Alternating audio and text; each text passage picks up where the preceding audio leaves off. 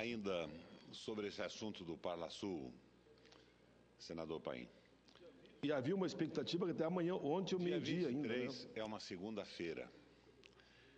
Isso significa que nós teríamos que ir domingo, porque segunda-feira nós teríamos um voo de manhã de uma companhia uruguaia, mas chegaríamos lá pelo meio-dia e não poderíamos ir na abertura do parlamento. Agora, o problema sério é que domingo a empresa que nos transporta faz uma escala demoradíssima em São Paulo e nós levamos 11 horas para chegar no Uruguai, quando um voo normal é de 3 horas, de aeroporto a aeroporto. O ideal para nós é que todas as reuniões sejam feitas na sexta-feira, porque nós podemos sair na quinta, num voo direto, e não perdemos nenhuma sessão, porque sexta-feira, que é hoje, muito bem, o Senado da República não tem deliberação. É um espaço para pronunciamentos. Mas, presidente, eu continuo preocupado com a economia brasileira. A China anunciou seu crescimento do seu PIB em 8,1. Era esperado muito mais. Isto significa dificuldades de venda e de preço para commodities brasileiras. Nós vendemos hoje no mundo basicamente commodities agrícolas, soja, açúcar, carne e café e commodities minerais, petróleo e ferro. Venderemos menos ou por preço menor, porque a derrubada do ritmo de crescimento econômico da China nos coloca em risco. Os economistas que fazem avaliações anunciam que 46,5% do poder aquisitivo do Brasil é da classe C, mas ela está endividada com 40% da sua renda mensal. É um risco muito grande, é como aquele subprime americano. Créditos sem correspondentes e nutridos aumentos de salário pode levar à inadimplência, como ocorreu com os Estados Unidos com a quebradeira toda. E nós estamos num processo de paralisação do crescimento industrial em relação ao crescimento das exportações, que são produtos naturais e que não são industrializados no Brasil. Eu, dessa tribuna, já levei ao conhecimento do Senado os dados da ABIMAQ. Em 1980, o Brasil produzia industrialmente mais que os tigres asiáticos, ou seja, Coreia do Sul, Tailândia, Malásia e China. Nós produzimos mais que eles todos. Estatísticas de 2010 mostram que nós não chegamos a 15% do que eles produzem industrialmente. E as associações industriais do país nos dizem que o nosso crescimento industrial esse ano mal vai chegar a 2%. Nós estamos, então, numa situação muito delicada. Eu vejo com satisfação a reação da presidenta Dilma e do ministro Mantega. Já é tarde, mas ainda é tempo. Nós vamos, por falta de ação anterior, sofrer mais do que devíamos. Mas a queda dos juros já significa alguma coisa. E, mais uma vez, a banca privada resiste em colaborar com o Brasil. Vossa Excelência lembra que, na crise de 2008, o presidente Lula liberou o compulsório para irrigar a economia, porque o oxigênio de uma economia capitalista é o crédito, e os bancos privados aplicaram em letras do Tesouro.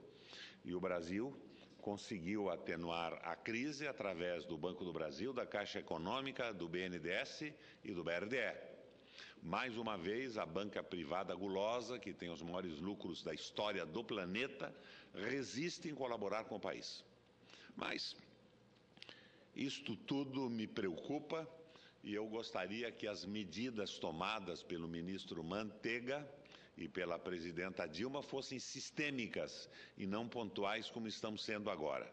Mas estão tomando medidas e eu insisto que o discurso está correto, embora as medidas sejam tímidas.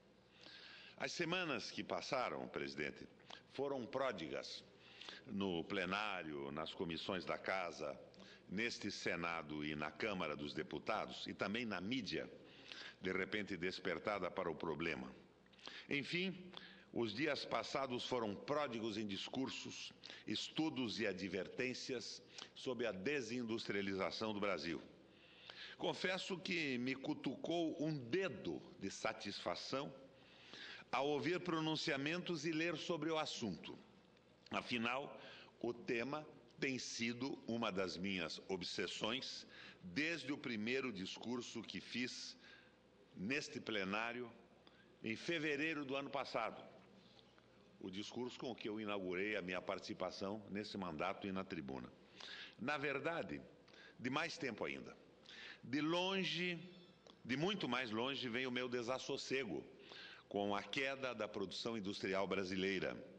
Por exemplo, no dia 28 de outubro de 98, ocupei esta mesma tribuna para avaliar o profundo impacto, o choque demolidor das reformas neoliberais, das chamadas desregulamentações econômicas adotadas pelo PSDB. Foi no meu primeiro mandato de senador. PSDB, então, no governo. Desregulamentações sobre o parque industrial brasileiro. Se lesse aqui, nesta sessão, o discurso de 13 anos atrás, sem dizer que o fizera há 13 anos atrás, ninguém atentaria para a sua ancianidade. De tão atual. Que dizia eu naquele discurso? Dizia que em meados da década de 80, o produto industrial brasileiro representava 44% do nosso PIB e que em 99 caíra para 23%. Dizia que o número de trabalhadores na indústria era, no final dos anos 90, 34% menor que o contingente dos anos 80, senador Paim.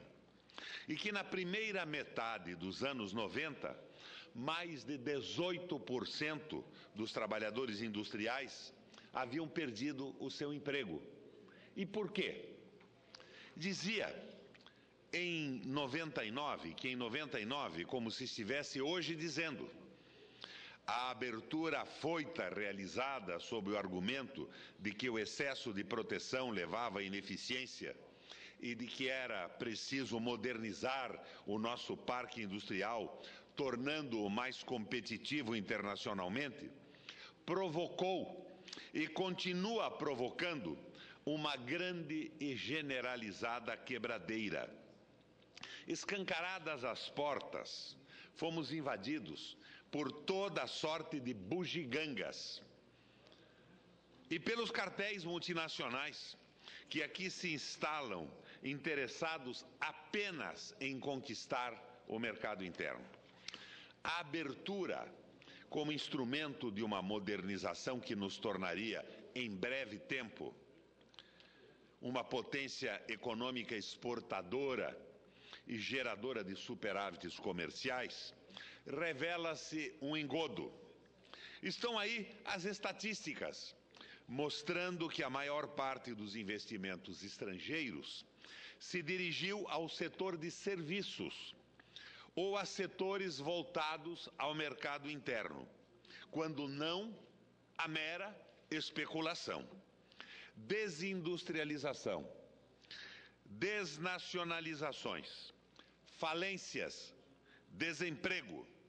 A burguesia industrial brasileira, a ela, restou apenas dois caminhos: a fusão ou a falência. Lembra da KPMG, senador Paim? Uma das grandes empresas de consultoria internacional? Ela apontava: mais de 75% dos capitais envolvidos em fusões e aquisições no Brasil, nos primeiros anos do governo Fernando Henrique Cardoso, tem origem estrangeira. Anote-se que este índice não passava de 14% em 92, quando se inicia o chamado processo de abertura. O que aconteceu com o setor de autopeças é exemplar, senador.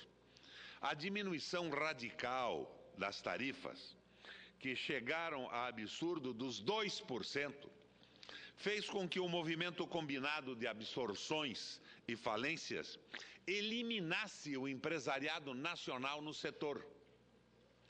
E eles não sobreviveram porque eram atrasados, incompetentes ou incapazes de competir.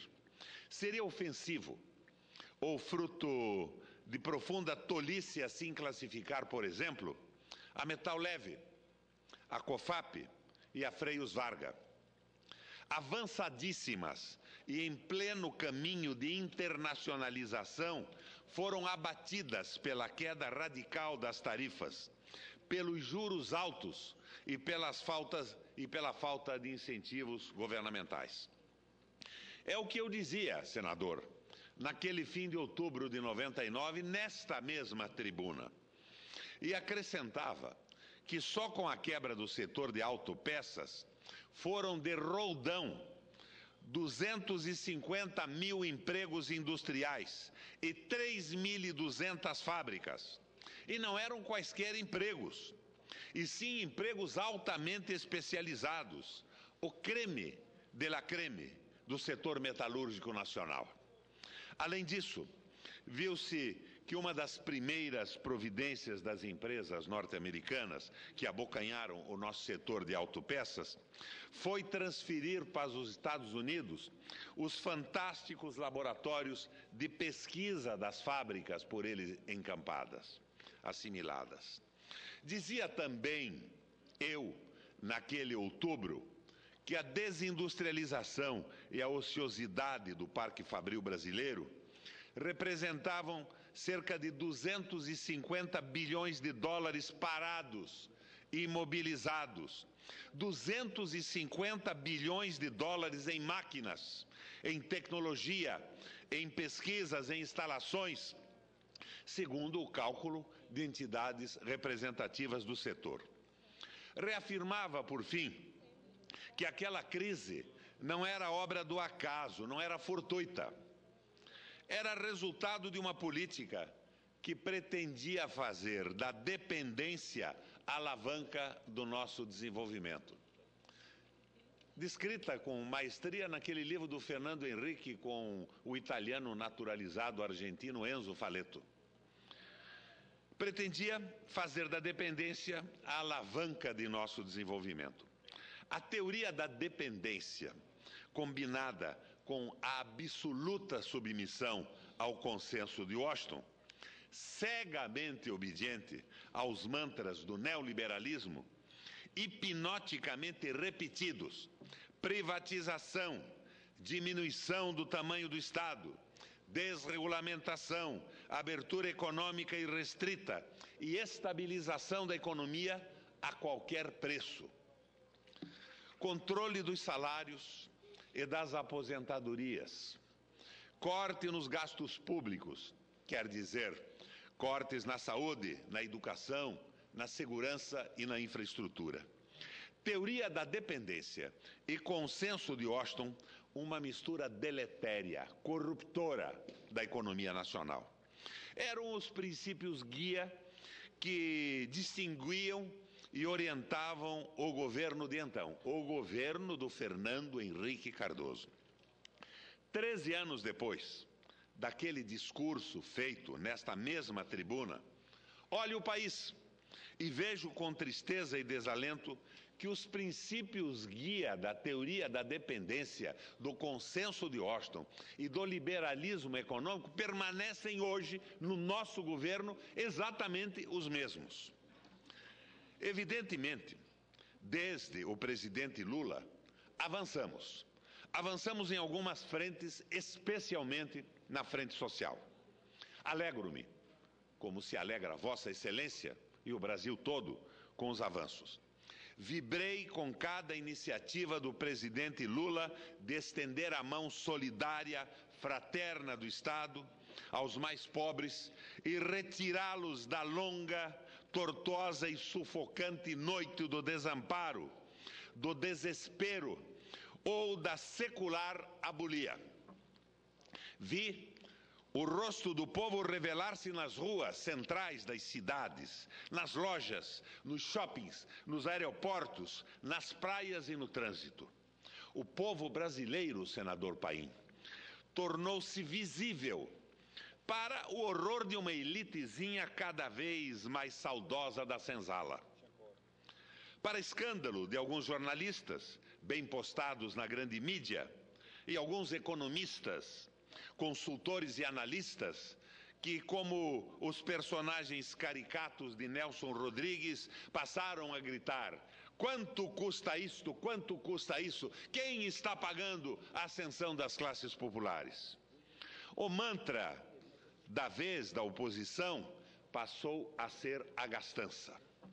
Misturaram o tal escândalo das despesas pagas com cartões corporativos, diga-se, uma merreca, uma coisa absolutamente insignificante, criminosa, absurda, mas insignificante do ponto de vista econômico, com os gastos, com o Bolsa Família, com a saúde, com a educação, com moradias, com reajustes ao funcionalismo e, ainda que modestos, aos aposentados, com infraestrutura, com os assentamentos rurais, com a pequena agricultura, e botaram tudo no mesmo saco da tal gastança que deveria ser combatida a qualquer preço.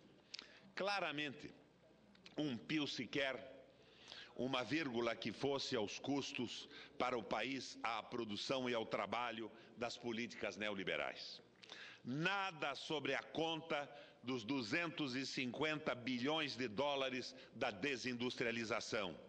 Nada sobre a especulação financeira, o rentismo, o lucro dos bancos. Nada sobre a primarização da economia, com o recuo do país ao estágio colonial de exportador de commodities. Nem um pio, nenhuma vírgula, tanto da oposição como da base do governo, porque se piassem e se metessem a botar vírgulas, estariam contrapondo-se aos tais princípios guia da macroeconomia, os ditos e decantados fundamentos econômicos. Quanto a isso, unanimidade. Quanto a isso, uma sólida frente unida que eu nunca vi rompida neste plenário. Vejo, sim, com frequência, os até comoventes esforços de alguns senadores e senadoras da base que tentam anular as críticas aos fundamentos neoliberais que embasam e embalam a política econômica do país desde os anos 90, com o desfilar apoteótico de números sobre o crescimento da classe C. Se, da parte da oposição, o mantra é a gastança, da parte da situação, o mantra é a nova classe média. Cada um se engana com o prato de lentilhas que lhe convém. A verdade dos fatos é que o aferro, a obstinação, o afincamento hoje aos fundamentos neoliberais, aos princípios guia do capitalismo financeiro, representa, senador Paim, a renúncia, a abdicação de se construir o Brasil-nação. Os teóricos da dependência fizeram escola, conquistaram discípulos, abduziram antigos e fervorosos militantes da soberania nacional, da Revolução Brasileira. Uma das consequências da crise financeira global, que explodiu em 2008, foi a redescoberta de Marx e de Keynes, cujas recomendações protecionistas parecem ter clara inspiração no velho Marx.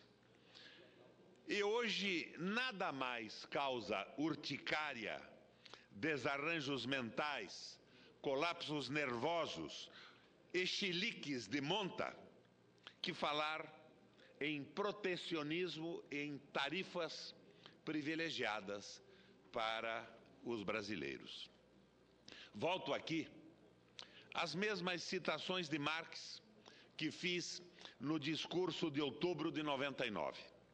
Na primeira metade do século XIX, observava ele, abre aspas, o sistema protecionista é somente um meio para criar em um país a grande indústria.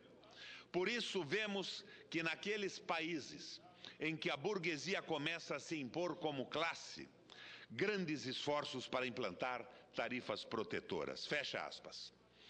Em uma passagem do Capital, Marx reafirma: o sistema protecionista foi um meio artificial de fabricar fabricantes, capitalizar os meios de produção e abreviar o trânsito do antigo ao moderno regime de produção. Parece que isto é absolutamente atual. Já Engels, referindo-se ao processo de desenvolvimento norte-americano e à adoção de tarifas protecionistas para enfrentar a competição das indústrias inglesas, comenta, abre aspas, os norte-americanos preferem viajar com bilhetes expressos para chegar muito antes ao seu destino. E chegaram, senador Cristóvão.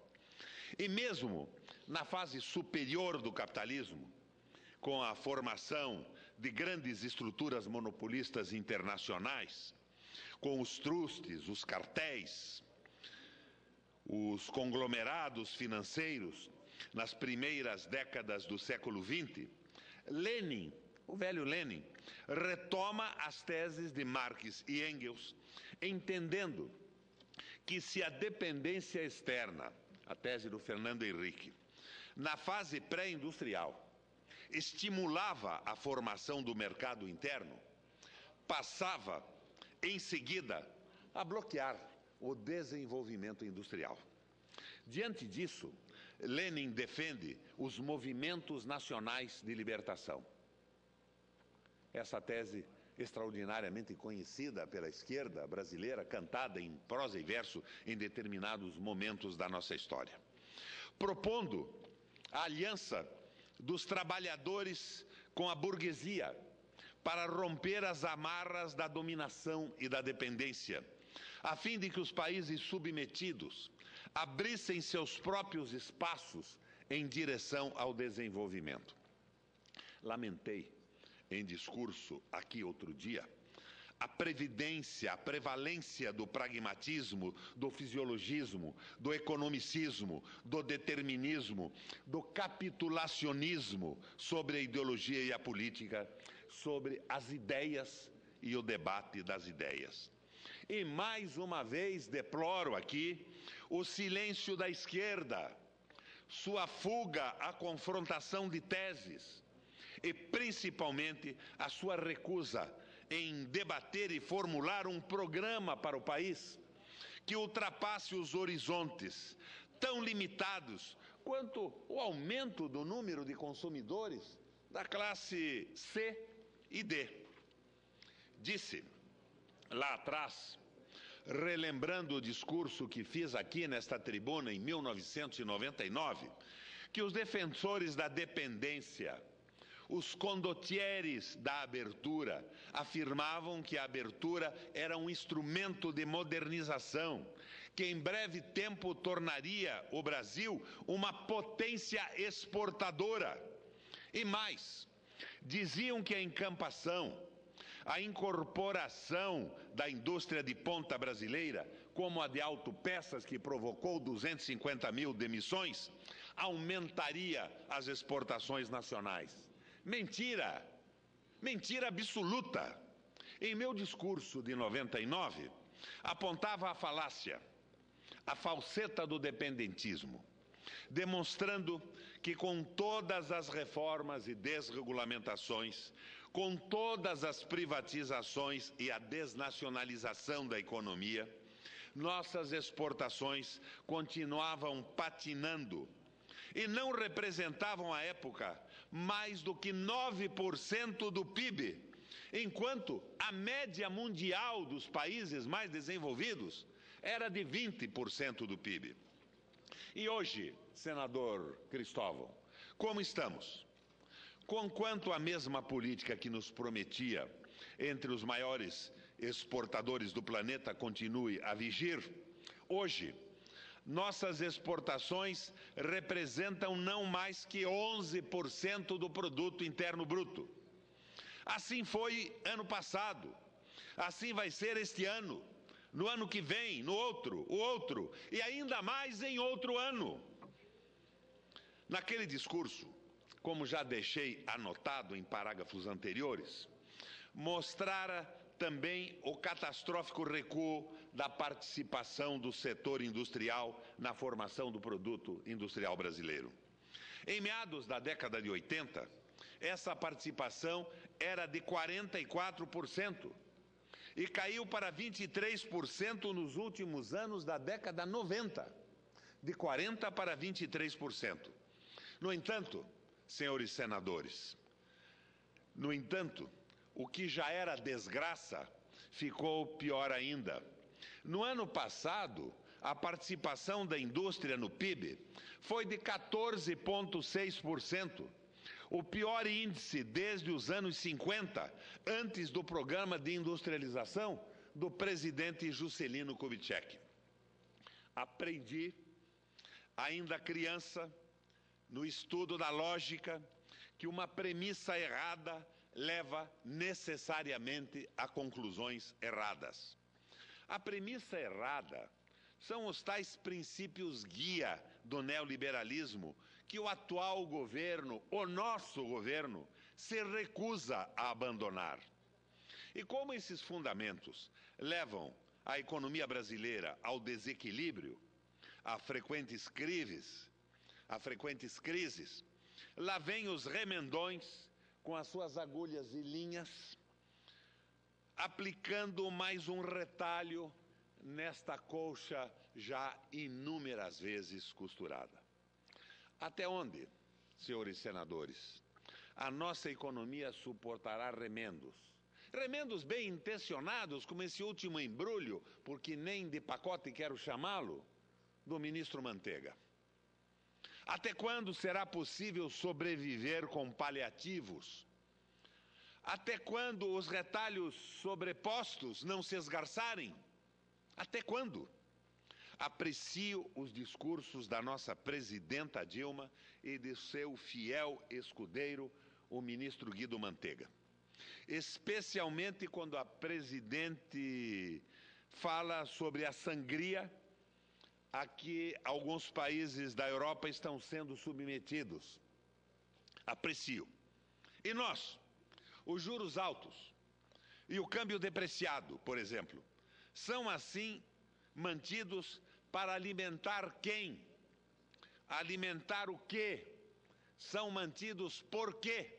Já há uma sinalização de redução, mas não é sistêmica, é tópica, é limitada, é débil, é tímida.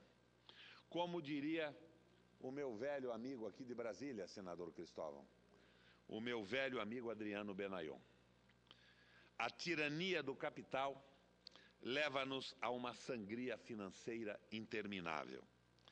E esta sangria não se estanca com aspirinas.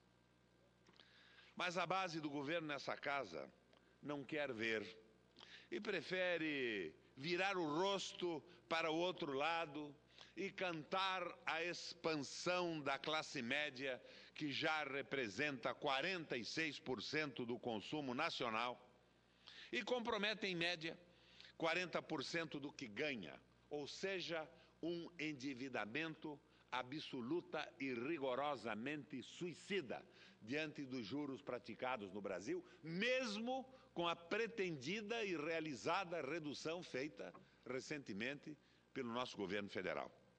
Senhoras e senhores senadores, até quando vamos continuar fugindo do que importa? Até quando vamos recusar debater? Até quando? Reconheço que avançamos, sim, em algumas frentes. E é por isso mesmo que me insurjo, que critico, porque estes avanços, a cada dia que passa, vêm-se ameaçados. Porque em vez de intervenções substantivas e sistêmicas, estruturais na economia, em vez de virar a mesa do cassino liberal, acrescentamos remendos sobre remendos. Hoje, eu tenho consciência de que o crescimento industrial não pode ser retomado da noite para o dia. O projeto de uma planta industrial, mesmo que pequena, leva aí 1 ano, 2 anos para ser estruturado, mais algum tempo para ser implementado e para ser posto em movimento um tempo maior ainda. O crescimento industrial não é uma brincadeira para um fim de semana, com políticas capazes de corrigir da noite para o dia uma crise. Não é assim que isto ocorre. Tenho lembrado sempre o Tratado das Manufaturas de George Washington, levado ao Congresso americano por Alexander Hamilton, que recusava o neoliberalismo inglês da Companhia das Índias, que queria transformar a Inglaterra numa fornecedora de mão de obra barata e de insumos não transformados para movimentar a indústria inglesa.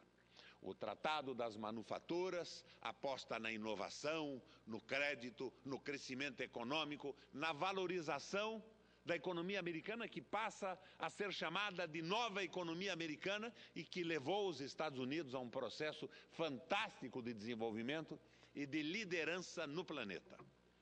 Mas, e isto não acontece de uma hora para outra. Neste momento, além de medidas atualizadas à realidade concreta do Brasil, que de certa forma se inspirem no Tratado das Manufaturas de George Washington, nós deveríamos apostar numa economia agrícola. Parece ser uma contradição, senador Cristóvão, com o meu discurso. Mas eu lembro do New Deal norte-americano, depois da crise de 27 e 29. Eu lembro do presidente norte-americano, nas suas conversas ao pé do fogo, pelas quais se dirigia pelo rádio ao país inteiro, dizendo: se as cidades queimarem, os campos se levantarão e reconstruirão as cidades. Se os campos queimarem, as cidades morrerão de fome. E ele aposta na velocidade da recuperação agrícola. As pradarias se transformam em milharais, porque o espaço de recuperação agrícola é extremamente rápido em comparação com a recuperação industrial. Joga-se uma semente à terra, a fotossíntese se estabelece, existe a colheita e a industrialização. E, a par disso, a eletrificação do interior. A eletrificação que possibilitava a compra de um triturador de grãos, de uma ordenadora mecânica elétrica, e que provocou, de uma forma rápida, o renascimento da esperança do norte-americano. As prateleiras das lojas, abarrotadas de mercadorias não vendidas, voltaram a circular. E se estabeleceu esse moto contínuo, virtuoso do crescimento econômico. O crescimento econômico não foi só por aí. Foram grandes investimentos na indústria, financiamento, inovação tecnológica. Mas o New Deal devolveu a esperança ao povo norte-americano. Eu estou propondo um New Deal. A moda norte-americana, quando o milho se transforma sobre a visão da moderna tecnologia em 99 subprodutos e ainda hoje é a base da alimentação do norte-americano? Não. Eu estou pensando na diversificação da agricultura. Eu estou pensando numa prevenção calcada numa aposta na pequena e média propriedade e na diversificação para o mercado interno. Salário, aumento salarial para os brasileiros, poder aquisitivo contínuo e a possibilidade da diversificação na alimentação produzida por pequenas e médias propriedades, estimuladas com financiamento barato. Uma reforma agrária de verdade, antecedida por uma reforma agrícola que valorize as propriedades que já existem. Uma espécie de colchão de amortecimento para a crise que vem aí. Nós estamos atrasados. Já é tarde, mas ainda é tempo. Nós temos que pensar na reforma estrutural, na recuperação do desenvolvimento econômico. Mas a curto prazo, a velocidade da recuperação da economia interna tem que apostar na diversificação da produção agrícola das pequenas e médias propriedades, o que é possível dado a velocidade de crescimento e efetivação da economia agrícola. E a nossa presidenta precisa abrir os olhos para isso. E esperar que os banqueiros resolvam o problema do financiamento, não. É financiamento público. O presidente Lula, na crise, quando diminuiu o depósito compulsório dos bancos, esperava irrigar a economia com o oxigênio necessário ao capitalismo. O que fizeram os banqueiros? Compraram títulos do Tesouro, porque não queriam submeter a nenhum risco. Se submeteram, sim, ao Acordo de Basileia, que, acima de tudo, visava a garantia do seu capital e da sua liquidez. Não pensaram no Brasil, não tem nada a ver com o país real, com o compromisso nacional. E é por isso, senhores senadores, que mais uma vez eu venho para a tribuna, como membro da base do governo, pedir à nossa presidente que abra os olhos. Porque o mais é divertimento.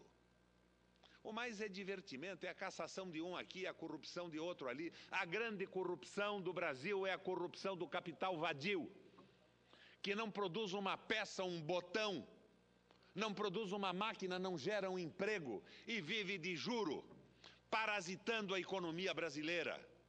O grande problema é a primarização da economia. Vamos resolver, sim, esses problemas de corrupção e espero que de uma forma extraordinariamente rápida, embora eu fique meio envergonhado quando ontem 5 senadores declinam da responsabilidade de assumir a relatoria da Comissão de Ética. Mas eu acho que, apesar disso que deslustra, de certa forma, o Senado da República, a limpeza será feita rapidamente. Mas nós não podemos transformar isso num divertimento nacional. Do italiano divertere, desviar do que importa, porque nós temos que tratar dos problemas estruturais. Nós precisamos de intervenções definitivas e sistêmicas. Já é tarde, mas ainda é tempo. E as medidas tomadas agora, embora débeis, e para as quais eu não vejo um efeito imediato, nem no médio prazo, não podem ser criticadas. Já são alguma coisa, mas é preciso que o governo federal acorde para a realidade que nós vamos viver na economia daqui para frente. 17,5% de inadimplência nos cheques especiais e cartões de crédito. A crise nos países mais desenvolvidos que pretendem apenas utilizar o Brasil como mercado para os seus produtos. Nós temos que ampliar necessariamente o mercado interno, aumentar salários e viabilizar o desenvolvimento. E um caminho razoável para isso é mexer com a pequena e média agricultura, diversificando a produção, recuperando a possibilidade de consumo de alimentos já esquecidos, porque nós estamos nos encaminhando, senador Cristóvão, para uma ração humana, na base de soja e de um ou outro produto, algum outro cereal. A diversificação desaparece, o processo cultural da alimentação do país é esquecido e nós temos que nos encaminhar de novo para a recuperação de dados culturais e da economia. E o caminho, a meu ver, neste momento, de forma urgente e efetiva, é este. Senador Cristóvão, com prazer lhe concedo uma parte. Senador Equiel, eu fico feliz que no meio de toda essa crise que nós atravessamos, o senhor não deixe de falar e cobrar os aspectos de ordem moral, como esse, o constrangimento de ver senadores recusando a relatoria, mas não fique só nisso, que é circunstancial, que é temporal, e traga aqui o debate das coisas substanciais permanentes da economia e da sociedade brasileira. Eu estou totalmente de acordo com o senhor que o pacote, ou embrulhozinho mesmo, como o senhor disse, ele não é para ser recusado, mas ele é absolutamente insuficiente. Faz poucos meses eu elaborei um texto em que eu dizia que a economia está bem, mas vai mal. Ou seja, os indicadores hoje passam a impressão de uma economia sexta PIB do mundo. a inflação razoavelmente sob controle, mas ela não vai bem. Ela não vai bem quando a gente analisa os riscos adiante, provocados, senador Duval, pelo câmbio, pela infraestrutura, pela burocracia, por todos os aspectos que a gente sabe que levarão a uma crise de constante desindustrialização. E a industrialização por que vem? Vem pelo câmbio? Claro que vem pelo câmbio. Vem pela abertura dos portos? Vem. Vem pelo uso da importação como âncora cambial para impedir a inflação? Vem. Vem do custo de infraestrutura? Vem. Mas vem, sobretudo, da incapacidade brasileira de competir internacionalmente. O protecionismo termina sendo necessário pela incapacidade de concorrer. E o pior é que quando a gente protege, aí se acostuma com a proteção e não concorre. A presidenta, mais uma vez, o seu ministro, eles fazem pequenos ajustes, sem levar em conta o fundamental, o substancial, de uma revolução que faça uma inversão, uma inflexão, melhor dito, na economia brasileira. A agroindústria pode ser o caminho. Como aquele prefeito falsamente moralista que corta o cafezinho dos funcionários, mas é extraordinariamente generoso com os empreiteiros e os vendedores de produtos para a prefeitura. Não deixa de ser isso. Corta o cafezinho, mas continua deixando o grande buraco que as pessoas não veem todo dia e usando demagogia. Mas, voltando, nós precisamos fazer da economia brasileira um setor produtivo de indústria com capacidade de competição. E aí a competição estão errando na maneira como eles imaginam. Eles imaginam que a competição vem de uma redução de custos com base em sacrifícios fiscais. Lá adiante, esse sacrifício fiscal vai cobrar um preço, porque alguns serviços vão deixar de ser utilizados, ou, pior ainda, porque virá inflação para cobrir o roubo. A verdadeira concorrência, capacidade competitiva, não vem apenas e nem sobretudo da redução de gasto pela desoneração fiscal. Velho instrumento, velhíssimo instrumento, vem da capacidade de inovação.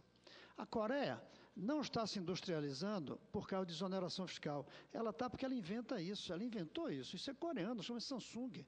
Não se chama Apple. Aqui vai se produzir como Apple, porque aqui vai se copiar o que a gente tem lá fora. A gente não tem capacidade. Na verdade, senador, nós vamos montar.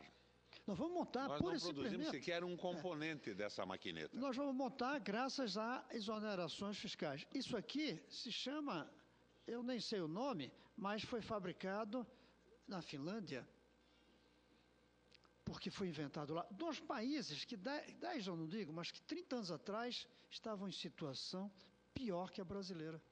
Os dois saindo de guerras. Uma guerra civil destruidora, a Coreia. O outro uma guerra contra a União Soviética, que tomou um pedaço do território. Esses conseguiram dar o salto. E como é que eles conseguiram dar o salto? Através da construção de um sistema nacional do conhecimento, que tem por base, em primeiro lugar, a educação de base, mas tem por base também o sistema S. No caso deles, não sei como é, tem por base as indústrias, porque a indústria tem que ser geradora de conhecimento. No Brasil, são imitadoras do conhecimento externo. Tem uma aversão, o setor industrial brasileiro tem aversão à criatividade. E o pior é que as universidades têm aversão ao setor empresarial, não conversam. Nós precisamos de prestigiar as universidades, mas, sobretudo, a educação de base. A presidenta vem de fazer um acordo no MIT, é mais um pacote. Não é a revolução, é um pacote. Ruim? Não, bom pacote, mas não é uma revolução. A revolução é se a gente tivesse grande ensino médio aqui para todos. E aí veríamos como, em vez de 75 mil, a gente mandava 750 mil, como faz a China, corrigindo, inclusive, para o nosso tamanho menor. A gente ia mostrar que eles iam chegar lá em número grande e iam aproveitar. Eu lamento dizer, mas dos 75 mil, quando chegar a isso, que vai levar uns 10 anos, muitos, mas muitos, não serão capazes de aproveitar o que as universidades estrangeiras vão oferecer. E aí está seu assunto e meu aqui ultimamente de a esquerda. Nós não temos esquerda, porque a esquerda brasileira virou a esquerda apenas da taxa de juros baixa. Ela não tem discurso, não tem proposta, não tem transformação, não tem gosto pela palavra revolução. E tem sim espaço para uma revolução hoje. A revolução brasileira hoje é o filho do trabalhador na mesma escola do filho do patrão. Não é mais a velha revolução de tomar o capital do capitalista e dar para o trabalhador. Não funcionou. Até porque no meio, entre o capitalista e o trabalhador, vem o Estado. E a gente sabe que o Estado carrega uma vocação corruptora e corrupta, por mais que a gente tente impedir isso. É a escola que vai poder fazer com que esse país se transforme, usando o cérebro desperdiçado, incinerado do povo brasileiro, usando esse cérebro como máquina de fabricar inovações para outras máquinas que vamos vender com competitividade no exterior. Falta esse discurso aqui que o senhor felizmente traz, felizmente coloca sempre aqui. Falta a visão transformadora, revolucionária, modificadora, e não esquerda de pacotes, como a gente teve a direita fazendo durante tantos anos. E cada pacote que a gente faz já precisa de outro. O senhor Mantega já deve estar trabalhando no próximo pacote, para corrigir os buracos que esse vai criar. E ele não trabalha no Plano Nacional de Educação. Na comissão que o senhor preside, quando ele veio, não sei se foi outra, mas foi da economia. Quando eu perguntei a ele sobre o PNE, ele praticamente não sabia o que era. Aí disse, mas nós vamos colocar 7% do PIB. Olhou só o lado financeiro. Ele não percebeu que a escola muda a indústria, que a luta contra a desindustrialização passa por uma visão clara do governo para os aspectos imediatos, mas passa pela visão do governo no longo prazo. E aí é o sistema educacional que vai dar a resposta. Mas nessa questão da educação, nós temos, pessoalmente, eu e Vossa Excelência, alguma responsabilidade. Nós estamos lá na Comissão de Educação. Eu vejo no ministro Aloysio Mercadante uma disposição muito grande de patrocinar mudanças que sejam sugeridas, geradas dentro do Ministério ou mesmo no Congresso. E nós temos que trabalhar nesse sentido. Outro dia nós trouxemos aqui para o Senado uma representante da Embaixada da Finlândia que fez uma exposição singela, mas extraordinariamente bonita, expondo mais do que o sistema, a filosofia da educação finlandesa. Nós vamos andar assim. Agora, quanto a essa vocação de corrupção do Estado, senador, eu não concordo com Vossa Excelência de uma forma absoluta. Está corrupto, sim. Mas eu vejo a organização da sociedade no modelo freudiano. Se o pai não é uma figura forte, o filho ou a filha se espelham na mãe. Se a mãe é fraca e o pai são fracos, o exemplo vai funcionar fora. E se os partidos políticos se jogam nesta corrida do Estado patrocinado pelo capital, no roubo para financiamento de campanha, a referência desaparece. E quando o Estado é o Estado que patrocina e os partidos toleram a corrupção, existem personalidades da política brasileira que criticam o Palocci porque dizem dele, ele roubou para ele, não foi para a causa. Então, se fosse para a causa, se fosse para a campanha, estaria tudo bem. Quando essas referências desaparecem, a sociedade inteira fica desorientada.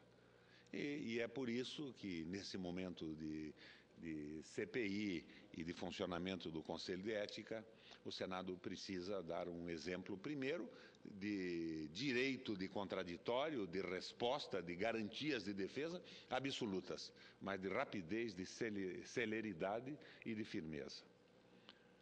Senador Paim, nas nossas sextas-feiras, com a tradicional generosidade do uso do tempo, eu agradeço a Vossa Excelência e aqui termina a minha intervenção, esperando que essa tentativa das segundas e das sextas-feiras de trazer para o país um debate sobre a economia acabe semeando alguma coisa e produzindo algum resultado. Muito obrigado, senador.